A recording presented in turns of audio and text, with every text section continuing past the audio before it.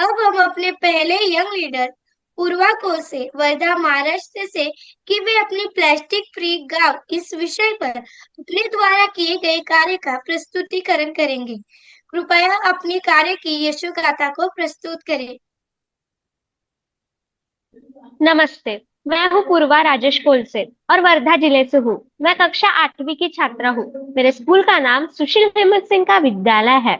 आज मैं आपको लातूर जिले के उदगीर तालुके के पास स्थित इस्लामपुर गांव के एक लड़की की कहानी बताने वाली हूँ, जिसने पूरे गांव को सिर्फ सोचने पर नहीं बल्कि बदलने पर मजबूर कर दिया। उस लड़की का नाम है सृष्टि श्रीमंगले। सृष्टि इस्लामपुर जैसे छोटे से गांव में रहती है। उसके माता पिता किसान हैं। घर में दादा दादी, एक भाई और एक छोटी बहन है। एक साधारण सा परिवार, लेकिन बहुत बड़ी सोच। सृष्टि ने बचपन से ही खेती, मिट्टी और फसल को अपने जीवन का हिस्सा माना। लेकिन समय के साथ उसने अपने गांव में एक चिंताजनक बदलाव देखा। खेतों के किनारे प्लास्टिक की थैलियां पड़ी रहती थी, नालियां जाम हो जाती थी, बरसात के वक्त गंदा पानी सड़कों पर भर जाता था। कई बार तो उसने गायों और बकरियों को प्लास्टिक खाते हुए देखा, जिससे वे बीमार पड़ जाते थे। एक दिन उसने अपने पिताजी से सवाल पूछा, अगर मिट्टी ही बीमार हो जाएगी तो फसल कैसे उगेगी? यही से सृष्टि की सोच ने एक नया रास्ता लिया। उसने तय किया कि अब वे उसके गांव को प्लास्टिक मुक्त बनाएगी।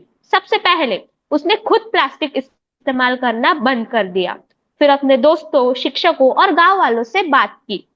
उसने महिला बचत समूह की मदद से कपड़े से बनी थैलियां बनाई और गांव के हर एक घर तक पहुंचाई। गीला कचरा और सूखा कचरा अलग अलग डालने के लिए डस्टबिन रखी गई।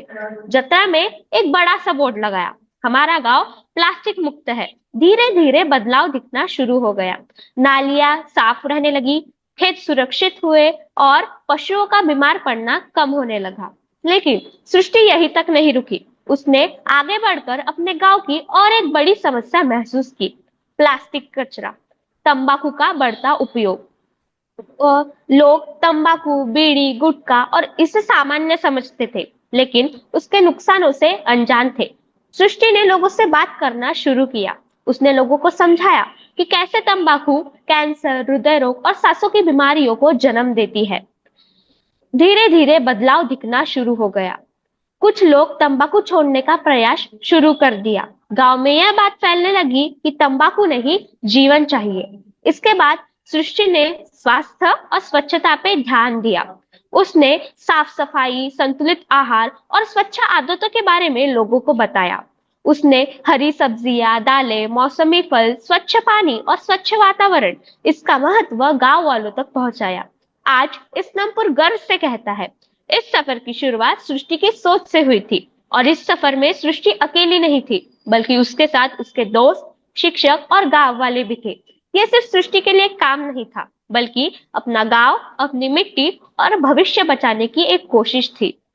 मुझे यह सिखाया कि उम्र छोटी हो सकती है, गांव छोटा हो सकता है, लेकिन अगर सोच बड़ी हो तो बदलाव भी बड़ा हो सकता है। मैं हूँ पूर्वा और सृष्टि जैसी लड़कियां मुझे यकीन दिलाती है कि हमारा भविष्य सुरक्षित हाथों में है। धन्यवाद।